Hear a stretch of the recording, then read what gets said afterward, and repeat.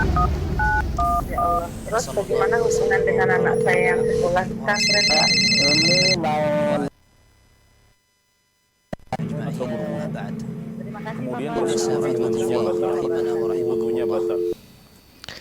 Bismillah, Assalamualaikum warahmatullahi wabarakatuh. Alhamdulillah, wassalatu wassalamu ala rasulillah wa ala alihi wa sahbihi wa mawala amma ba'd. Para pemirsa Fatwa TV dan pendengar radio dimanapun Anda berada, apa kabar semuanya?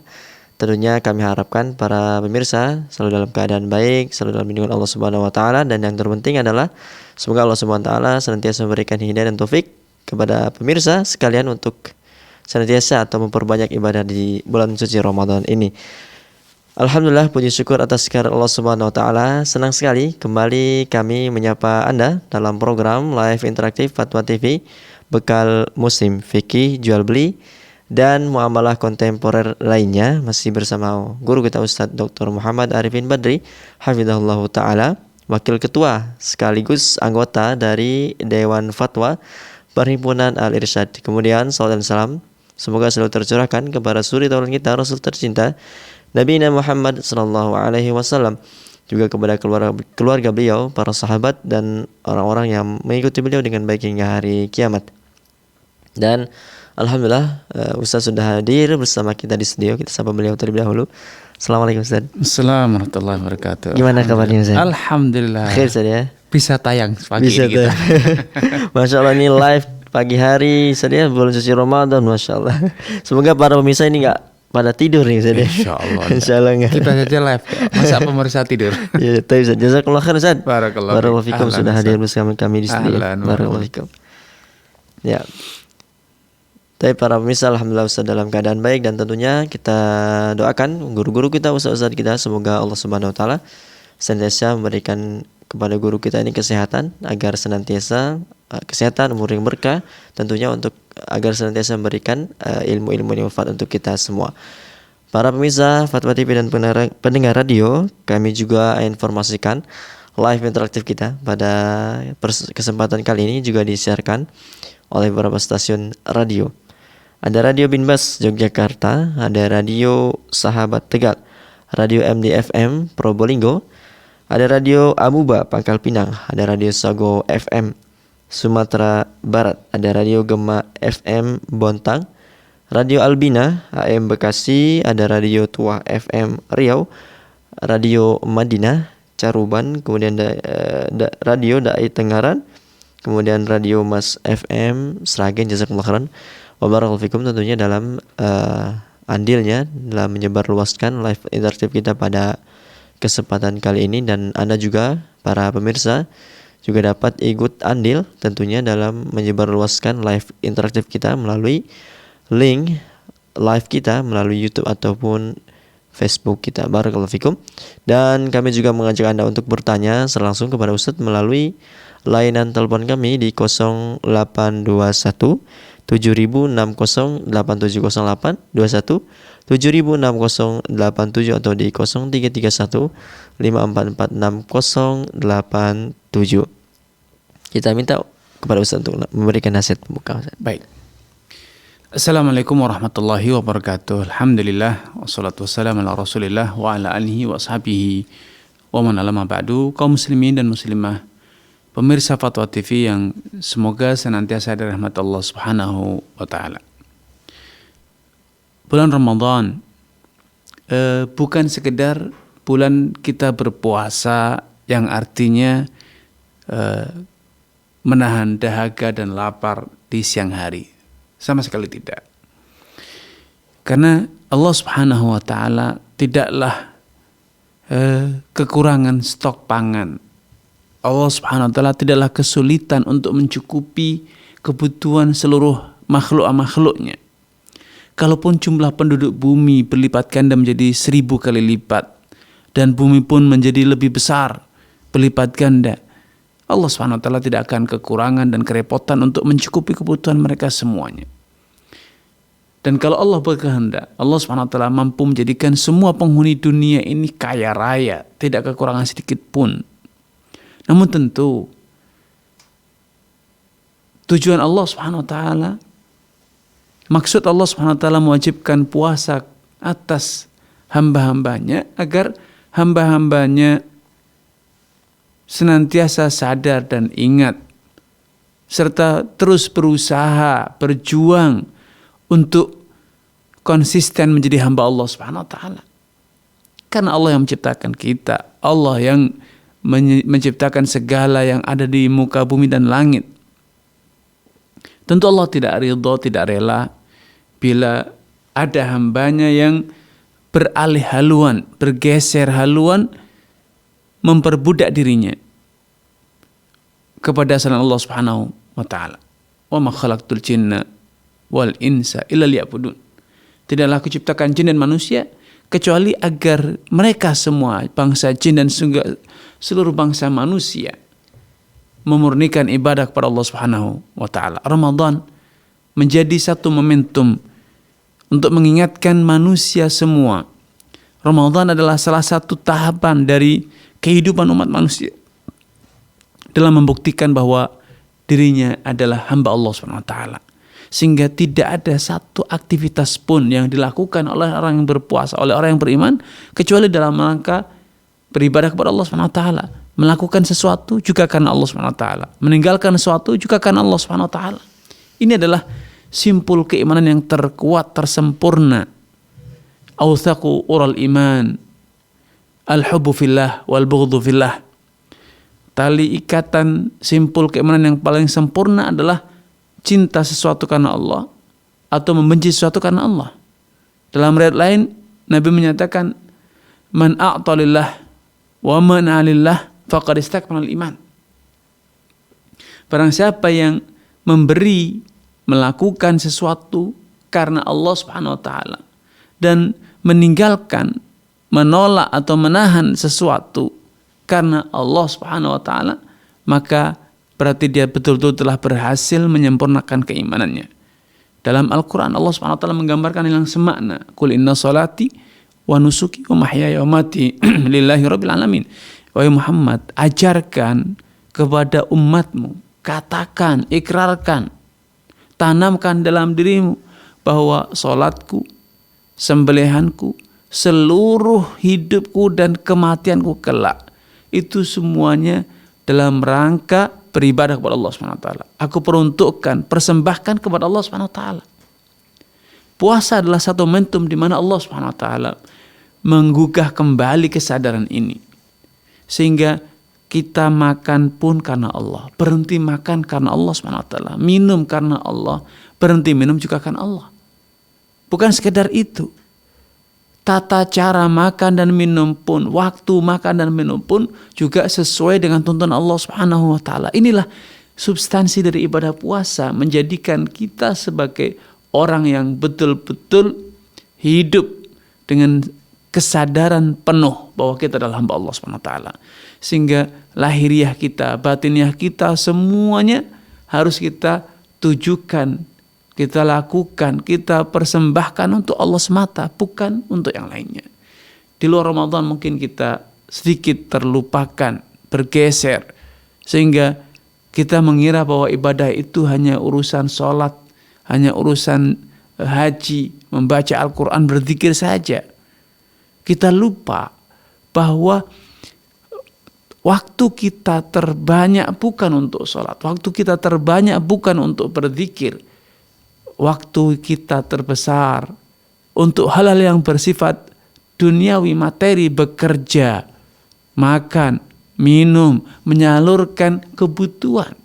Dan Ramadan, puasa Ramadan menggugah kesadaran bahwa aktivitas-aktivitas tersebut ternyata juga harus dibingkai dalam rangka ketaatan kepada Allah. Kalaupun Anda makan, maka makan dalam rangka untuk tujuan yang mulia, yaitu apa? Menjalankan perintah Allah. Kalaupun Anda berhenti makan, juga dalam rangka tujuan yang mulia, apa itu? Menjalankan perintah Allah Subhanahu wa taala. Dan semua itu dilakukan dalam rangka mencari ridha Allah Subhanahu wa taala. Inilah konsep puasa yang seutuhnya. Sehingga dengan kita berpuasa betul-betul kita menjadi orang yang bertakwa, sebagaimana Allah tegaskan, ya ayyuhalladzina amanu kutiba alaikumusiyam kama kutiba alal ladzina min qablikum la'allakum tattaqun. Orang yang beriman telah diwajibkan atas kalian untuk berpuasa sebagaimana diwajibkan atas umat-umat sebelum kalian. Niscaya dengan berpuasa kalian betul-betul akan menjadi orang yang bertakwa. Allah taala alam. Jazakumullah khairan. Barakallahu fiikum. Ya, demikianlah para pemirsa nasihat pembuka dari Ustadz pada live interaktif kita pada kesempatan kali ini. Semoga apa yang Ustadz sampaikan bermanfaat untuk kita semua. Kembali kami mengajak Anda untuk bertanya secara langsung kepada Ustadz melalui layanan telepon kami di 0821 706087, 0821 706087 atau di 0331 5446087 dengan tema Bekal Muslim, fikih jual beli dan muamalah kontemporer lainnya. Selagi kita menunggu penelpon Ustaz, kita bacakan pertanyaan yang sudah masuk di website kita. Ada dari Muhammad Faiz Mudofar di Jawa Tengah, Kabupaten Purworejo. Assalamualaikum warahmatullahi wabarakatuh Ustaz. Saya bekerja sebagai ASN dan memiliki program yang mempekerjakan pihak konsultan ketiga untuk suatu proyek dengan anggaran kantor. Pertanyaannya, bolehkah saya mendapatkan makan minum dari hasil rapat yang diselenggarakan oleh konsultan? Kebetulan acara rapat ini dilakukan untuk kepentingan umum. Apakah termasuk riswah? Baik. Barakallahu fiik wa athabakumullah. Semoga Allah Subhanahu wa taala menambahkan taufik hidayah kepada Anda, keluarga dan juga seluruh pemirsa dan penyimak dimanapun Anda berada. Islam adalah agama yang luas. Memang Islam di saat yang sama juga agama yang mengajarkan kita tegas. Tidak ada pilih kasih, tidak ada tindakan-tindakan yang dapat memungkinkan terjadinya permainan hukum. Nah, walaupun Islam mengharamkan suap yang tujuannya adalah untuk memudahkan, memperlancar sesuatu yang salah secara aturan, salah secara syariat, atau menggagalkan kebenaran, baik itu kebenaran secara aturan syariat ataupun kebenaran secara peraturan. Namun demikian bukan berarti harus kaku. Ketika hidangan tersebut sewajarnya diberikan kepada semua orang dalam kadar yang wajar, sehingga ketika Anda inspeksi ke lapangan, bertamu kepada misalnya rekanan dan lain sebagainya, mendapatkan hidangan makan di saat jam makan, mendapatkan hidangan minum di saatnya memang, dan itu masih dalam batas yang wajar, maka insya Allah tidak masalah.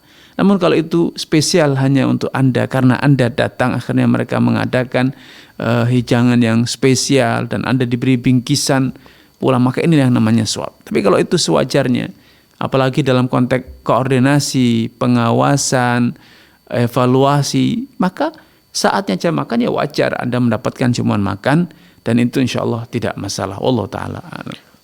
Jazakumullah khairan. Alhamdulillah. Jazakumullah khairan wa barakallahu fikum kepada Muhammad Faiz atas pertanyaannya. Kita beralih ke penelpon Ustaz, sudah ada yang bergabung. Kita sapa terlebih dahulu, ada Pak Bowo di Pekalongan. Assalamualaikum warahmatullahi wabarakatuh. Waalaikumsalam warahmatullahi wabarakatuh, Ustaz. Ya, silakan Pak. Yang pertama, Ya. semoga Ustaz barokah selalu, sehat selalu. Amin. Yang saya mau tanyakan, Ya. yaitu yang ada dua. Yang pertama itu kan dalam bulan puasa itu setan-setan katanya dibelenggu, Ustaz. Ya. Nah, ini kalau misalnya kita lagi sholat, kenapa kok masih ada godaan kayak gitu? Terus masih kadang kita melihat juga ada orang yang suka marah itu. Yang kedua, Ya. kalau tentang puasa juga, yang kedua itu kalau misalnya puasa sunnah, kita bertamu, Ustaz, terus kita disuguh, nah kita lupa, kita makan 2 kurma kayak gitu, terus ingat, wah saya puasa, itu bagaimana Ustaz? Apakah Baik. diteruskan puasanya atau gimana? Matur nuwun, Baik. jazakallahu khairan, Sama-sama, Ustaz. Pak. Iyyakum. Ya, silakan Ustaz. Barakallahu fiik wa athabakumullah kepada Pak Bowo di Pekalongan, yang semoga Allah SWT menambahkan taufik hidayah kepada Pak Bowo, keluarga dan juga seluruh pemirsa dan penyimak dimanapun Anda berada. Yang pertama, ya memang betul dalam hadis ditegaskan bahwa idza kanat awwal lailatin min Ramadan, bila malam pertama Ramadan itu telah tiba, sufirati syayatin, setan-setan itu dibelenggu. Dibelenggu bukan berarti dibunuh. Dibelenggu itu berarti setan tidak leluasa seperti sedia kala, seperti halnya manusia ketika dibelenggu, diikat. Bukan berarti mati, tidak bisa berbuat, tetapi tidak seleluasa ketika sebelum Ramadan. Ini yang pertama. Yang kedua, ketika dalam diri kita ada bisikan berbuat jelek, maka belum tentu itu semuanya dari setan. Bisa jadi dari jiwa kita sendiri, yang dalam Al-Quran sendiri dikatakan, inna nafsa la'ammaratun bisu', sejatinya jiwa manusia itu sering membisikkan, menggoda, punya hasrat untuk berbuat kejelekan. Dan dalam surat An-Nas, Allah SWT menyatakan bahwa setan yang kita disyariatkan untuk memohon perlindungan dari godaannya itu ada dua jenis, setan dari kalangan jin dan setan dari kalangan manusia, minal jinnati wan nas. Ya, kita diperintahkan untuk berlindung dari setan yang membisik-bisikkan manusia, itu dari dua golongan, dari golongan jin dan golongan manusia. Bisa jadi karena jiwa kita yang buruk, kita memiliki sedikit kepribadian atau karakter setan, yaitu kecenderungan untuk berbuat buruk dan dosa. Karena tidak bisa dipungkiri, setiap kita punya syahwat, punya nafsu. Yang kedua, dalam diri kita juga ada namanya syubhat, ada kebodohan. Bisa jadi dorongan berbuat dosa itu karena kebodohan kita dan atau karena hawa nafsu kita, bukan karena setan. Dan kalaupun karena setan, maka setan bukan berarti telah dibinasakan. Setan masih tetap bisa membisikkan, tapi tidak seleluasa di luar bulan Ramadan. Ini yang pertama. Yang kedua, ketika kita berpuasa dan lupa makan, baik puasa sunnah, puasa yang wajib, maka ketika kita teringat, kita seharusnya segera berhenti. Man nasya fa akala aw syariba wa sha'im falyutimma shaumah. Innama at'amahu Allahu saqah. Barang siapa yang berpuasa namun dia lupa, akhirnya dia makan dan minum, maka hendaknya dia lanjutkan puasanya, karena sejatinya lupanya dia itu Allah yang menjadikan dia lupa. Sehingga Allah SWT ingin memberinya makanan dan minuman tanpa dia sadari. Dan itu oleh Nabi SAW ditegaskan tidak sampai membatalkan puasa. Walaupun makanan itu betul-betul telah masuk dalam perut kita, ya, tapi Allah SWT memaafkan. Karena Allah telah membuat satu komitmen. Dalam Al-Quran Allah menegaskan, Rabbana la tu'akhirna in nasina aw akhtana. Wahai Rabb kami, janganlah engkau siksa kami kalau kami dalam kondisi apa? Lupa atau tidak sengaja.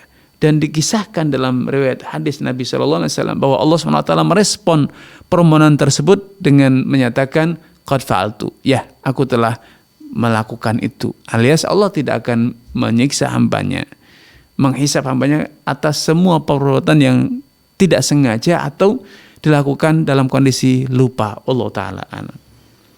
Baik Ustaz, ini hadis-hadis yang sering kita dengar ini di bulan suci Ramadan Ustaz, seperti tadi disebutkan kan di belenggunya setan gitu kan, dan dibuka pintu surga gitu Ustaz, ditutupin neraka. Itu maksudnya gimana Ustaz kalau dibuka pintu surga? Iya, betul. Surga betul-betul dibuka pintunya. Karena surga hari ini sudah ada. Allah sudah menciptakan surga dan Allah terus menyempurnakan surga yang hari ini hingga nanti kelak ketika hari kiamat, surga betul-betul telah sampai pada kenikmatan yang sempurna. Neraka pun demikian, neraka sudah ada. Bahkan Nabi SAW ketika Isra dan Mi'raj diberi kesempatan untuk menengok, ya, melihat secara langsung surga dan neraka. Maka itu suatu hal yang real, dan itu adalah salah satu bentuk dari Allah, cara Allah SWT memotivasi hambanya, mempermudah hambanya untuk berbuat kebaikan dan meninggalkan keburukan gitu. Jazakumullah khairan. Ya, demikianlah jazakumullah khairan wa barakallahu fikum kepada Pak Bowo atas pertanyaannya. Kembali kita angkat telepon yang sudah bergabung. Ada Bu Miss Reni di Lampung. Assalamualaikum warahmatullahi wabarakatuh. Waalaikumsalam warahmatullahi wabarakatuh. Ya, silakan Ibu. Assalamualaikum Ustaz. Waalaikumsalam warahmatullahi wabarakatuh. Silakan Ibu. Ya, izin tanya Ustaz. Ya, silakan. Ya, Begini ya, saya itu kan anak saya itu mondok itu jauh, Iya. memerlukan perjalanan 1 hari Ustadz. Dan saya sebentar lagi kan mau jemput. Iya. Tapi saya itu nggak paham dengan sholat jamaah itu Ustadz. Iya. Saya itu sering ketinggalan sholat itu duhur sama asar. Iya. Tapi saya nggak paham mana cara menjamaknya itu loh Ustadz. Iya. Mohon tausahnya ya Ustadz. Baik. Itu yang pertama. Iya. Yang pertama Ustadz ya. Terus yang kedua, saya itu kan mengerjakan sholat tarawih itu kan di rumah Iya. sendiri karena saya itu nggak bisa mengikuti imam itu terlalu cepat Ustadz. Jadi saya Iya. nggak belum bisa mengikuti puntal-puntal gitu loh Ustadz. Iya. Nah, Siap. gimana itu yang saya lakukan itu Ustadz ya? Baik, Ibu. Mohon Baik, Ibu. Ustadz. Iya. Assalamualaikum warahmatullahi wabarakatuh. Assalamualaikum warahmatullahi wabarakatuh. Silakan Ustaz. Barakallahu fiik wa athabakumullah kepada Ibu Misrani di Lampung ya. Semoga Allah SWT menambahkan taufik hidayah kepada Ibu, keluarga dan juga seluruh pemirsa dimanapun Anda berada.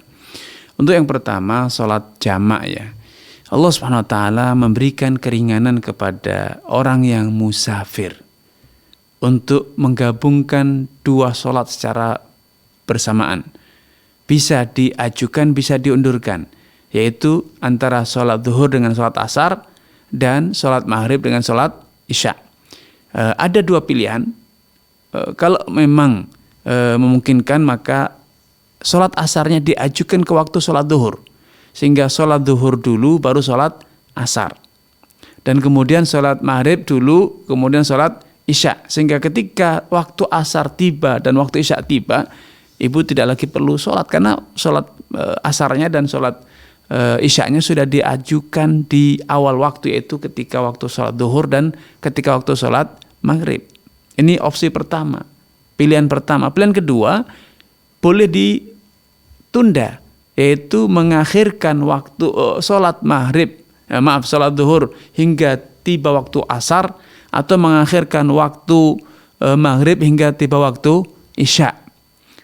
Dan tata caranya pun tetap sama. Sholat zuhur terlebih dahulu, baru sholat asar. Walaupun dikerjakannya di waktu sholat asar. Sholat maghrib dulu, baru selanjutnya sholat isya, walaupun dikerjakannya di waktu isya. Karena sholat itu harus berurutan. Inna sholata kanat 'alal mu'minina kitaban mauquta. Sholat itu adalah satu kewajiban yang telah ditetapkan aturan waktunya. Ya. Dan para ulama telah sepakat bahwa zuhur sebelum asar, maghrib sebelum isya. Dan ketika ini dikerjakan di saat safar, masih ada lagi keringanan selanjutnya, yaitu boleh dikosor. Zuhurnya dilakukan dalam 2 rakaat, salam, kemudian bangun lagi dengan mengumandangkan iqamat. Ya, kalau wanita ya dengan lirih saja, kalau laki-laki dengan suara yang sedikit keras. Kemudian sholat asar 2 rakaat juga. Kalau maghrib, maka maghribnya itu 3 rakaat, tidak bisa dikosor, tetap 3 rakaat, dan isyaknya dilakukan dalam 2 rakaat. Sehingga dengan seperti ini, ada 2 keringanan yang didapat oleh orang musafir. Jamak, menggabungkan 2 sholat dalam satu waktu, baik diajukan pada waktu sholat pertama yaitu zuhur dan maghrib, atau ditunda di sholat kedua, yaitu menunda sholat zuhur ke waktu asar dan maghrib ke waktu isya. Dan keringanan kedua adalah memendekkan hitungan rakaat, yang semula zuhur 4 rakaat, asar 4 rakaat menjadi 2 rakaat 2 rakaat, yang semula isya itu 4 rakaat menjadi 2 rakaat saja. Ini namanya jamak dan qasar. Ya, tapi itu opsional, pilihan. Tujuannya agar umat Islam tidak kesusahan, tidak kerepotan dalam menjalankan ibadah kepada Allah Subhanahu wa taala. Karena ketika safar kadang kita terbatas dengan waktu pemberhentian bis misalnya, atau kereta dan lain sebagainya, jadwal penerbangan yang itu tidak mudah ya bagi kita untuk mengendalikannya. Maka Islam memberikan keringanan, kemudahan. Karena memang Allah telah menegaskan, ma ja'alallahu 'alaikum fid dini min haraj. Allah sama sekali tidak menjadikan dalam agama ini ada sesuatu yang akan menyusahkan hambanya. Ya, ini yang pertama. Yang kedua tadi, Sholat tarawih di rumah. sholat tarawih di rumah. Ya memang di negara kita ya banyak sekali masjid-masjid yang imamnya itu dalam sholatnya super kilat, bukan sekedar kilat, super kilat. Yang mudah saja sulit mengikuti, ya, menjalankan rukun sholat dengan sempurna dan mengikuti imam. Belum selesai membaca Fatihah sudah rukuk. Makmum belum sempat rukuk dengan tumak ninah, imam sudah i'tidal, sudah bangkit. Kemudian segera sujud, sehingga makmum baru i'tidal, imam sudah sujud. Ketika makmum mengejar sujud, imam sudah bangkit lagi. Dalam kondisi macam ini lebih baik sholat sendiri di rumah. Karena sholat itu bukan sekedar kejar tayang yang penting sudah mengerjakan. Bukan.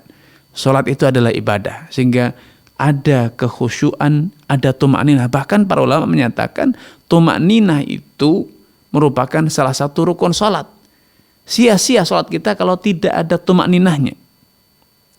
Dan kadar tumakninah yang diajarkan para ulama atau para ahli fikih itu memberikan cara untuk mengukur kadar minimal tumakninah, yaitu ketika kita melakukan salah satu rukun yang berupa gerakan, misalnya rukuk atau sujud atau duduk atau i'tidal, berdiri setelah rukuk, itu seluruh sendi kita dalam kondisi telah diam ya, yang semula dari bergerak, dari berdiri tegak menjadi rukuk, itu dalam kondisi bergerak. Nah, ada satu waktu di mana tubuh kita betul-betul berhenti dalam posisi tersebut, posisi rukuk, ya, sehingga sendi kita di dalam kondisi tidak bergerak. Dan yang kedua, standarnya adalah kita bisa menyelesaikan bacaan yang disyariatkan untuk dibaca pada posisi tersebut. Ketika rukuk misalnya, kita bisa menyelesaikan sekali membaca tasbih Subhana Rabbiyal Azim, dan kemudian baru bangkit kembali. Nah, kalau kita tidak punya kesempatan berhenti sedikit pun, jadi sekedar sampai pada posisi rukuk langsung bangkit lagi, atau belum sempat membaca tasbih sama sekali, bahkan baru subha imam sudah bangkit, maka ini berarti tidak tumakninah sama sekali. Secara tinjauan fikih, sholat semacam ini tidak sah. Karena Rasulullah SAW sendiri telah menyatakan, la sholata liman lam yukim sulbahu minaruku. Tidak sah sholat orang yang punggungnya ini tidak menjadi tegak kembali setelah ruku. Artinya tidak i'tidal dari ruku, ya, belum sempat i'tidal, dia Allahu Akbar, belum sempat tegak langsung Allahu Akbar lagi, turun lagi. Ini dianggap tidak sah karena berarti rukun i'tidalnya belum terpenuhi. Sebagaimana para ulama juga telah menegaskan bahwa Nabi SAW telah memberikan teguran kepada seorang sahabat, ya, yang ketika sholat tidak tumakninah. Sehingga ketika selesai sholat, Nabi mengatakan kepada beliau, irji' fasholli fa innaka lam tusalli, kembalilah dan sholat lagi, sejatinya engkau belum sempat atau belum sholat sama sekali. Ya, ini yang harus diperhatikan. Maka berjamaah itu hukumnya sunnah, tetapi sholat dengan tumaninah, dengan khusyuk, apalagi dengan penghayatan dengan apa yang kita baca, yang kita lakukan, itu hukumnya wajib. Hukumnya wajib. Maka kalau memang jamaah di sekitar rumah kita, di masjid dekat rumah kita itu tidak ada yang bisa dengan tumanina, dengan khusyuk, maka sholat di rumah itu lebih baik. Wallahu ta'ala a'lam. Jazakallahu khairan. Jazakallahu khairan wa barakallahu fikum kepada Bu Miss Reni di Lampung atas pertanyaannya. Kita beralih ke penelpon berikutnya, Ustaz. Ada Umu Yodi di Pekanbaru. Assalamualaikum warahmatullahi wabarakatuh, Umu Yodi. Waalaikumsalam warahmatullahi wabarakatuh. Iya, silakan. Ya. Assalamualaikum Ustaz. Waalaikumsalam warahmatullahi wabarakatuh. Silakan Ibu. Ya, izin melanjutkan pertanyaan dari member WhatsApp di Rosah. Begini Ustaz, di sebuah kantor itu ada pegawai kantor itu yang mempunyai jasa tukar uang. Jasa tukar uang itu, misalnya kantor itu menukar uang ke bank, nanti yang kurirnya ini mengambil uang itu, dikasih tips oleh karyawan kantor itu. Ya. Nah, bolehkah seperti itu, Ustaz? Baik. Dan dia juga si penukar uang ini juga kadang-kadang memberikan dalam bentuk makanan kepada kurirnya. Jadi adalah imbal baliknya, Baik. upahnya lah gitu ya. Baik, Ibu. Ya, udah Ustaz, itu aja. Syukron, jazakallahu khairan. Assalamualaikum. Assalamualaikum. Baik, barakallahu fiik wa azakumullah kepada Ummu Yodi. Semoga Allah SWT menambahkan taufik hidayah dan keberkahannya kepada Ummu Yodi, keluarga dan juga seluruh pemirsa dan penyimak dimanapun Anda berada. Jasa ya, ini perlu digarisbawahi, jasa menukarkan uang. Sehingga ketika statusnya adalah kurir yang dia itu menjual jasa, bekerja, menukarkan uang milik teman-temannya di kantor untuk ditukarkan ke bank agar mendapatkan pecahan misalnya 10 ribuan, 20 ribuan atau 5 ribuan. Kemudian atas jasa ini kurir tersebut mendapatkan imbalan berupa upah atau makanan atau bingkisan dan yang lainnya, maka itu halal. Karena ini adalah jasa. Dan itu sama sekali tidak termasuk riba. Yang menjadi riba tatkala kita menukar uang misalnya pecahan 100 ribu ditukar dengan 95 ribu dengan pecahan 5 ribu. Ya, tidak 100 dengan 100. Maka ini riba. Namun ketika kita meminta seseorang menukarkan ke bank dan jumlah yang kita tukarkan tetap sama, 1 juta kembali dengan 1 juta, namun ada cost, ada biaya atau jasa imbal balik ya atas jasa, karena ini di bank juga antre, kemudian ada risiko di perjalanan membawa uang tunai dan lain sebagainya. Maka ini satu jasa yang layak mendapatkan apresiasi berupa fee ataupun tips ataupun upah ya. Sehingga saya lebih menyarankan agar upahnya ini disepakati di awal agar transparan, karena ini adalah jual beli jasa ya. Maka teman-teman satu kantor itu bersepakat, nah nih biaya menitipkannya atau biaya menukarkannya misalnya per orang 100 ribu atau mungkin 50 ribu atau berapapun, patungan berapa orang akhirnya terkumpul tipsnya misalnya 200 ribu atau 300 ribu kemudian ditukarkan. Nah ini seperti ini ada transparansi dalam akad ya, ada akad jasa, dan ini adalah untuk menghindari perselisihan di kemudian hari. Sudah capek-capek antre sekian jam, upahnya cuma 50 ribu, upahnya cuma mungkin 20 ribu, tentu ya, jasa tersebut akan menyesal ya. Tapi ketika jasanya minta terlalu tinggi, cuma nuker saja mintanya 1 juta dan misalnya, tentu ini akan menimbulkan sengketa. Karena itu buatlah kesepakatan di awal sebelum kurir tersebut menukarkan uang ya. Wallahu taala alam. Baik, Ustaz. Ya, kembali kita ke penelpon berikutnya. Ada Bu Lis di Bandung. Assalamualaikum warahmatullahi wabarakatuh, Ibu Lis. Waalaikumsalam warahmatullahi. Ya, silakan Ibu. Ya, Assalamualaikum Ustaz. Waalaikumsalam warahmatullahi wabarakatuh. Silakan Ibu. Tanya, Ya. ini kalau bisa sholat sunat termasuk tarawih, itu belum hafal. Kadang-kadang itu hafal, tapi kadang-kadang lupa gitu. Bolehkah kalau membawa HP gitu? Kalau mushaf kan susah gitu. Kalau bawa HP, bawa baca Al-Qur'annya, boleh enggak?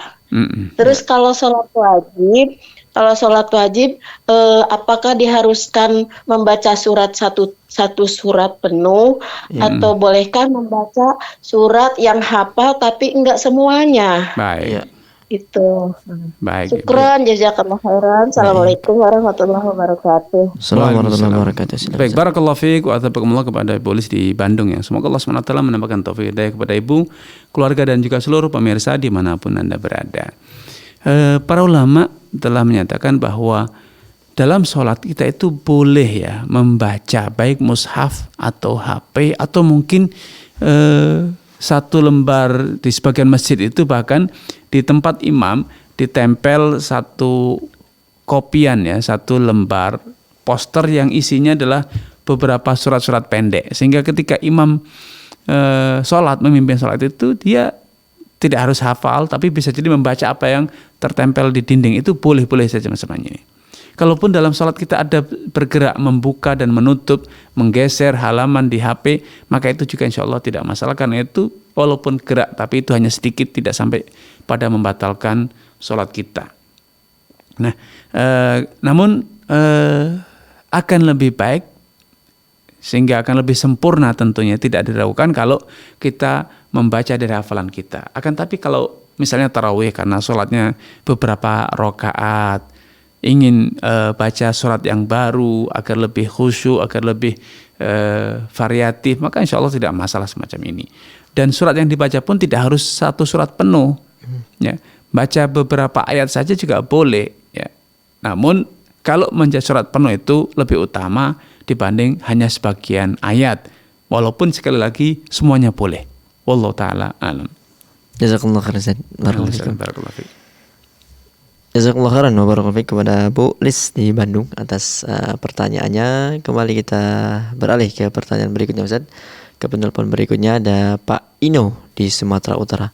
Assalamualaikum warahmatullahi wabarakatuh, Pak Ino. Waalaikumsalam warahmatullahi wabarakatuh. Silakan pertanyaannya, Pak. Ya, Ustaz.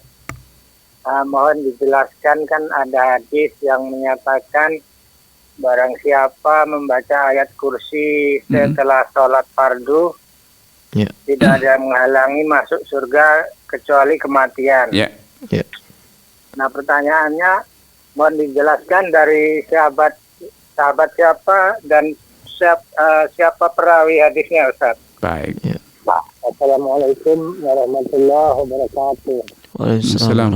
Baik, barakallahu fiik wa athabakumullah kepada Pak Eno di Sumatera Utara, ya. Semoga Allah SWT menambahkan taufik hidayahnya kepada Pak Eno, keluarga, dan juga seluruh pemirsa dan penyimak dimanapun Anda berada. Saat ini saya tidak ingat ya tentang nama sahabat yang meriwayatkan hadis tersebut dan juga riwayat siapa, tetapi hadis tersebut yang jelas bukan riwayat Imam Bukhari dan Muslim, ya. Tapi banyak para ulama menyatakan hadis itu valid alias sahih, sehingga boleh diamalkan, boleh dikerjakan, bahkan dianjurkan untuk membaca surat ayat kursi di setiap kali selesai menunaikan sholat fardu. Namun perlu diingat bahwa ayat kursi dibaca, Al-Quran secara umum dibaca dimanapun, kapanpun, itu tujuannya bukan sekedar dibaca tanpa dihayati.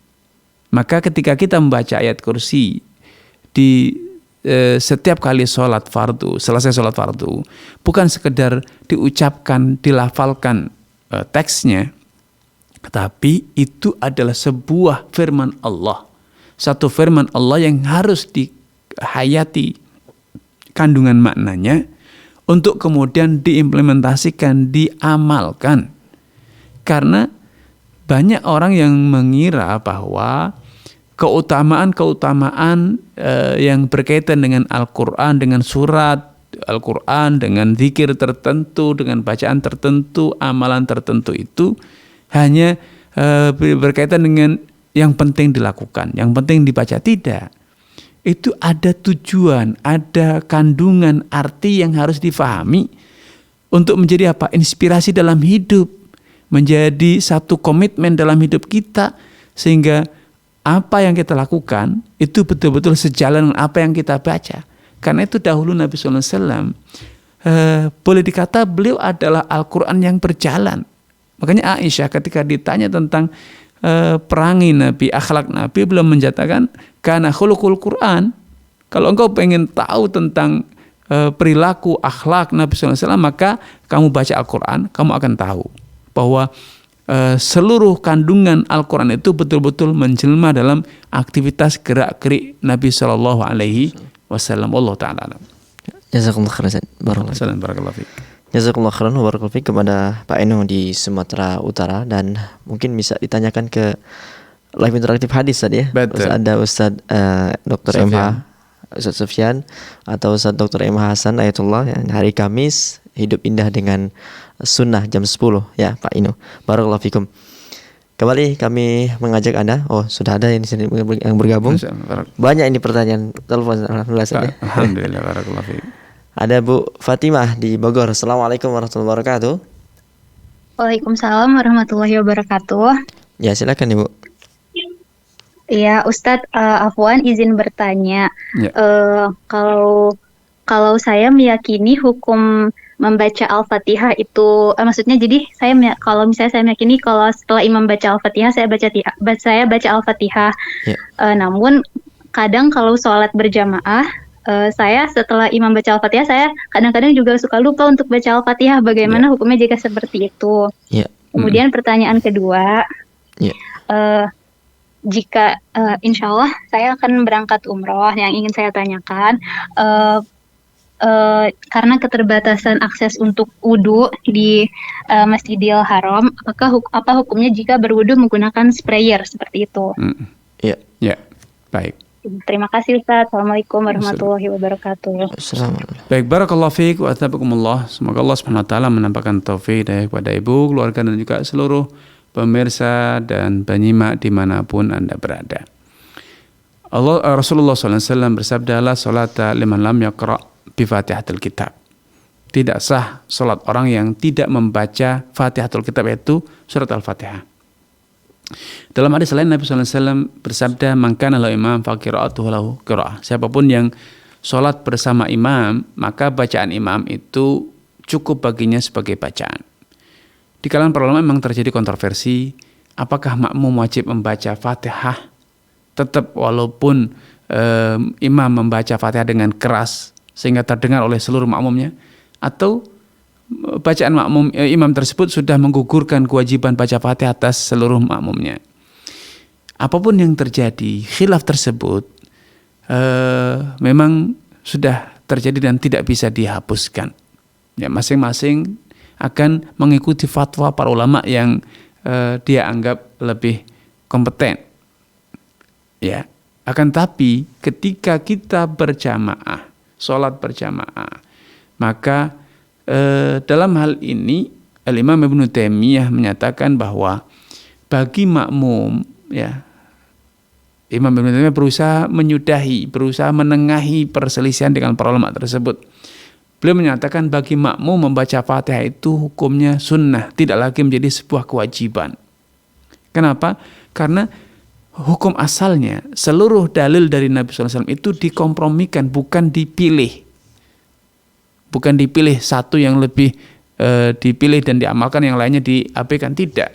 Nah, pola penggabungannya bukan dengan memarjuhkan atau merojehkan, tetapi dengan mengkompromikan, sehingga pernyataan Nabi SAW bahwa tidak sah dalam orang yang tidak baca Fatihah itu harus dikompromikan dengan hadis man kana lahu imam fa qira'atuhu lahu qira'ah, yaitu dengan menyatakan bahwa bacaan Fatihah bagi makmum itu hukumnya sunnah, tidak lagi menjadi satu kewajiban.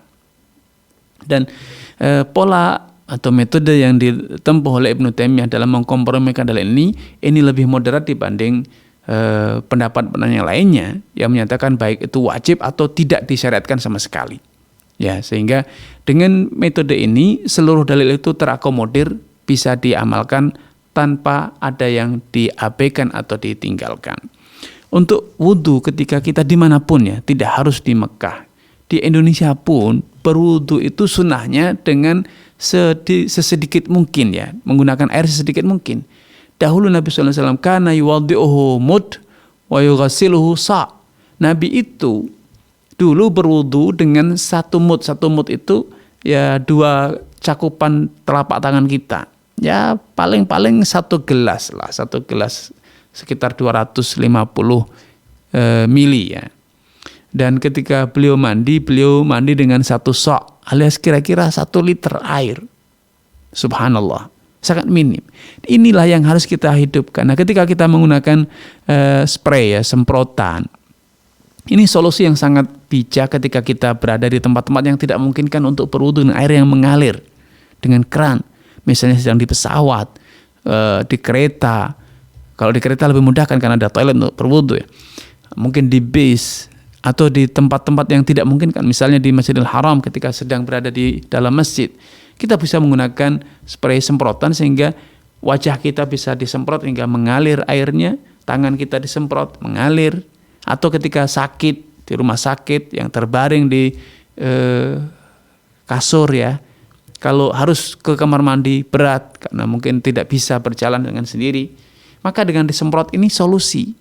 sehingga tidak membasahi kemana-mana airnya, tapi betul-betul kriteria berwudu itu terpenuhi, karena yang namanya al-ghuslu, membasuh muka, membasuh tangan, itu adalah ketika air itu telah mengalir di anggota tubuh, tidak harus banjir di lantai, tidak harus mengalir di lantai, mengalir di anggota tubuh kita. Dan ketika kita semprotkan berkali-kali, air itu betul-betul mengalir di tubuh kita, di tangan kita, di muka kita, ya, tanpa harus membasahi lantai, tanpa harus membasahi kasur misalnya. Bisa segera dilap dengan tisu, bisa dilap dengan handuk, sehingga kita tidak menyusahkan orang lain karena kasurnya basah atau karena lantainya menjadi becek dan seterusnya. Sehingga apa yang Ibu rencana itu sudah sangat tepat, menggunakan spray, sehingga dengan air yang sedikit kita bisa wudu tanpa harus pergi ke tempat yang jauh, atau akhirnya nanti ketinggalan rombongan, atau kemudian menyebabkan terjadinya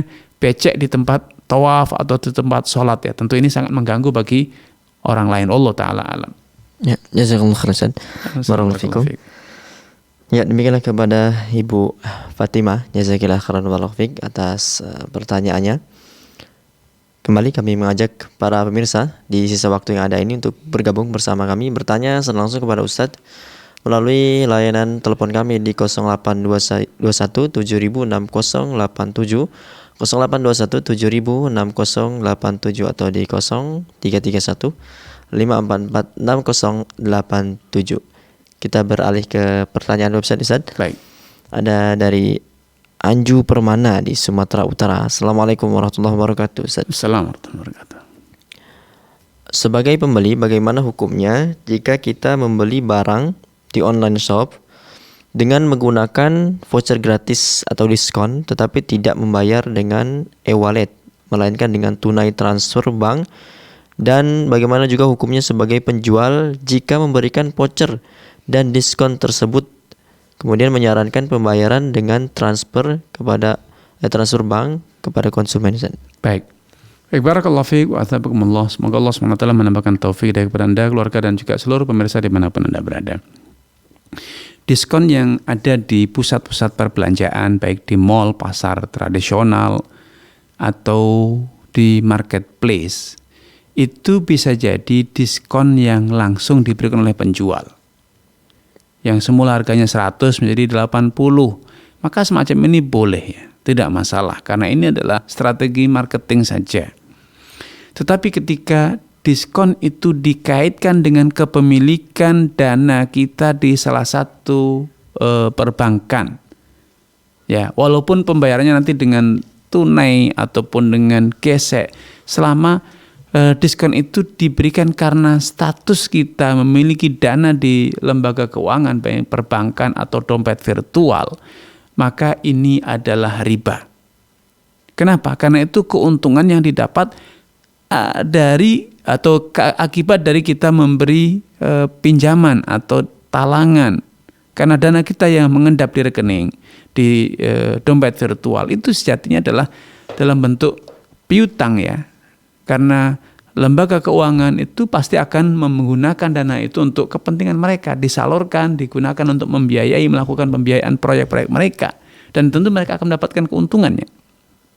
Maka ketika mereka memberikan potongan harga, diskon, dikarenakan kita punya dana, punya saldo di rekening kita, maka diskon tersebut statusnya adalah riba. Rasulullah SAW bersabda, kullu qardin jara naf'an fahuwa riba. Setiap piutang yang mendatangkan keuntungan, maka itu adalah riba. Walaupun realnya nanti ketika Anda bayar, mungkin tidak dengan dipotong dari top up ataupun saldo Anda, tetapi dengan tunai itu sama saja, tidak merubah status karena Anda mendapatkan keuntungan dari dana tersebut. Bahkan kalaupun Anda tidak melakukan transaksi, kalau kemudian dapat hadiah, undian, maka undian itu adalah riba, karena itu diberikan karena status Anda memiliki dana di rekening ataupun di dompet virtual tersebut. Wallahu ta'ala alam. Ya, jazakallahu khairan. Barakallahu fikum. Ya. Kembali Ustaz, kita beralih ke penelpon yang sudah bergabung. Dia ada Abu Saudah di Sukabumi. Assalamualaikum warahmatullahi wabarakatuh. Waalaikumsalam warahmatullahi wabarakatuh. Ustaz, izin bertanya, Ustaz. Ya, silakan, Bapak. Assalamualaikum. Izin bertanya, Kita tahu kan bulan Ramadan ini bulannya Al-Quran, yang mana kita harus memperbanyak interaksi dengan Al-Quran saja. Ya. Pertanyaan Ana yang pertama ini, bagaimana jika memadukan misalkan ketika 10 pertama itu hatam satu Quran, misalkan 10 kedua itu fokuskan untuk menghafal, 10 ketiga itu fokus untuk tadabur. Tapi ada suatu kekurangan, mungkin hatamnya nggak banyak di saat itu. Gimana dengan jika kita memadukan seperti itu? Kemudian pertanyaan yang kedua terkait bagaimana jika kita mengumpat dalam hati, ada ngedumel gitu kepada seseorang gitu, tapi cuma dalam hati gitu, nggak sampai diungkapkan, nggak sampai kita mengobrolkan dengan orang lain, itu bagaimana hukumnya Ustaz? Apakah kita perlu tobat atau gimana Ustaz? Baik. Syukran Ustaz, jazakallahu khairan. Baik, barakallahu fiik wa tabakumullah kepada Abu Saudah ya di Sukabumi. Semoga Allah SWT menambahkan taufik hidayah kepada Anda, keluarga, dan juga seluruh pemirsa dan penyimak dimanapun Anda berada. Yang pertama, ada satu kesalahkaprahan di tengah masyarakat tentang membaca Al-Quran, tadarus Al-Quran di bulan Ramadan dan di luar Ramadan. Banyak yang mengira bahwa yang menjadi acuan itu adalah hatam. Yang menjadi acuan adalah hatam Al-Quran. Padahal tidak demikian. Yang menjadi acuan itu adalah kita membaca dan paham serta mengamalkannya. Kalau hatam tapi tidak difahami, hatam tidak diamalkan, apa manfaatnya? Sangat kecil manfaatnya. Ya, kecil manfaatnya dibanding kalau kita membaca misalnya satu bulan Ramadan penuh membaca hanya surat Al-Baqarah, namun kita betul-betul paham artinya dan kemudian kita belajar menerapkannya, itu lebih baik dibanding kita hanya hatam Quran namun tidak ada yang kita pahami sedikit pun dan apalagi mengamalkannya, pahamnya tidak. Ya, maka tujuan membaca Al-Quran ini, Al-Quran itu bukan seperti mantra yang penting dibaca kemudian selesai di situ, tidak. Al-Quran bukan ritual seperti yang dilakukan oleh para dukun, dibaca mantranya, redaksinya selesai. Al-Quran itu adalah kitab suci yang diturunkan liyadabbaru ayatihi waliyatadzakkaru ulul albab, untuk ditadabburi kandungannya, ayat-ayatnya, agar orang-orang yang punya akal, punya pikiran, alias dia berakal saat itu, yatadzakkar, menjadi sadar, menjadi paham, menjadi mengerti. Maka kita tidak usah terbelenggu dengan target harus hatam, tapi pahamilah kandungannya, pahamilah maknanya untuk kemudian kita amalkan. Walaupun kita tidak bisa paham semua, kita tidak bisa mengamalkan semua, tapi ada upaya untuk meningkatkan pemahaman kita, meningkatkan aplikasi Al-Quran dalam kehidupan nyata kita. Itu akan lebih sempurna, sehingga dalam Al-Quran sendiri ada satu celaan bagi orang-orang yang membaca Al-Quran namun tidak memahaminya, tidak berusaha memahaminya dan apalagi mengamalkannya. Afala tadabbaruna al-Qur'an am ala qulubin aqfaluha. Apakah mereka tidak mentadabbur Al-Qur'an atau karena memang di dalam hati mereka sudah terkunci, terbelenggu ya, tergembok sehingga Al-Qur'an itu hanya melintas di lisannya namun tidak pahami. Rasulullah sendiri mencela orang yang membaca Al-Qur'an namun tidak sampai kepada hatinya. Yaqra'unal Qur'an la yujawizu hanajirahum. Mereka itu orang Khawarij. Itu mereka membaca Al-Qur'an, namun Al-Qur'an itu tidak sampai melintasi tenggorokan mereka atau kerongkongan mereka. Kenapa? Karena hanya dibaca redaksinya tapi tidak ditadabburi. Jiwa mereka, hati mereka ketika membaca Al-Qur'an tidak ikut serta memahami, mempelajari, menyelami, meresapi kandungan-kandungan dari apa yang mereka baca. Ya, karena itu tidak usah perlu kalau bisa menggabungkan itu tentu lebih baik. Ya, hatam, paham, mengamalkan itu tentu sempurna. Tapi kita harus tahu diri. Kalau itu tidak bisa kita lakukan secara bersamaan, maka kita memilih yang terbaik. Yaitu apa? Baca. Ya, walaupun ya jangan menjadi pemalas akhirnya. Baca, tapi berusaha sekuat tenaga untuk paham maksudnya, kandungannya, artinya, dan kemudian kita juga berusaha mengamalkannya. Wallahu ta'ala. Untuk pertanyaan yang Ya, mengumpat mengumpat mendumel dalam ya. hati ya. Rasulullah SAW bersabda, Inna Allah tajawaza an ummati ma haddathat bihi anfusuhum ma lam tatakalam ta'mal bih. Allah itu memaafkan, menoleransi apa yang terbetik di dalam jiwa hambanya selama dia belum mengutarakannya, baik diutarakan secara lisan di tempat sunyi ataupun di tempat keramaian atau disampaikan kepada orang lain, dan selama dia tidak mengamalkan ya. Selama tidak diucapkan dan tidak diamalkan, maka apa yang ada dalam pikiran kita, apa yang dalam benak kita itu semuanya akan diampuni Allah Subhanahu wa taala. Wallahu taala a'lam. Baik Ustaz, alhamdulillah tadi adalah pertanyaan terakhir Masya kita Allah, Ustaz pada barakallahu perjumpaan kali ini. Jazakumullah khairan, barakallahu fikum Ahlan atas wa waktu dan sahlan. Barakallahu ilmunya. fikum. Barakallahu fikum. Ya, kepada para pemirsa Fatwa TV dan pendengar radio, kami ucapkan jazakumullah khairan barakallahu fikum atas partisipasinya tentunya dalam mengikuti live interaktif kita pada kesempatan kali ini. Dan kami juga ucapkan mohon maaf kepada para penelpon yang tidak sempat kami angkat teleponnya, dan para penanya melalui website ya yang tidak sempat kami bacakan karena keterbatasan waktu yang ada. Tapi Anda dapat terus menyaksikan live interaktif Fatwa TV ya di bulan Ramadan ini. Dan ya, dari sini hari Senin hingga Jumat ya. Live interaktif di bulan Ramadan ini dari hari Senin hingga Jumat. Bahkan di sore hari ini yaitu pukul 16 akan kembali menyapa Anda live interaktif yaitu Fikih Praktis Ilmu Waris bersama Ustadz Nizar Sa'ad Jabal hafizahullahu ta'ala.